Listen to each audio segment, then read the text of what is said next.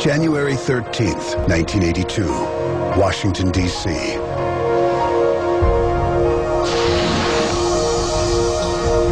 After a series of delays due to bad weather, Air Florida Flight 90 is finally taking off. But it's covered with snow and ice and struggles to gain speed. The plane is flying dangerously low over the river. At 4:01 p.m., just 20 seconds after liftoff, the Air Florida jet crashes into the south span of the 14th Street Bridge.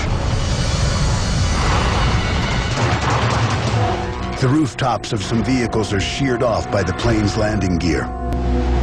4 people on the bridge are killed, and 4 others injured. The nose of the plane pitches forward and slams into the Potomac River. All that's visible from the riverbank is the tail section of the plane, sticking out from the ice-choked river.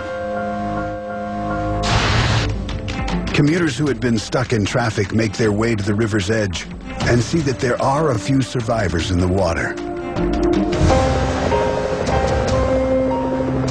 A helicopter crew has rescued 3 survivors of the crash of Air Florida Flight 90, but 3 more are still in the icy Potomac River.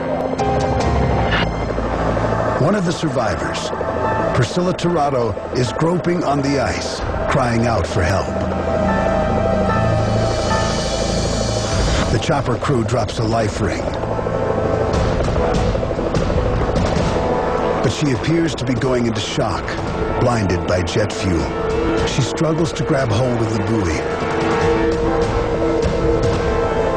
Finally, Priscilla clings on, and the chopper slowly drags her towards shore.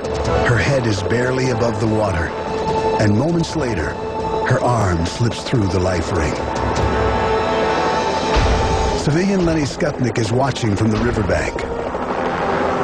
As soon as the arm comes out, I realize she's not going to make it. Something just hit me. It was another human being in very serious trouble. So I take my boots off and my coat, and I dive in after her. Skutnik swims out to Priscilla just as her head is slipping beneath the surface. And just as I get to her, her face is under the water. I just get her head above water and just start pushing and stroking. Get her close enough to the bank to a fireman who grabbed her. She was close enough where you could see the expression on her face.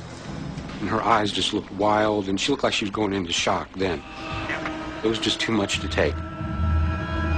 I absolutely thought she was going to die if I didn't go in and get her. I believe it's a human instinct. I didn't weigh it or think about it, I just did it.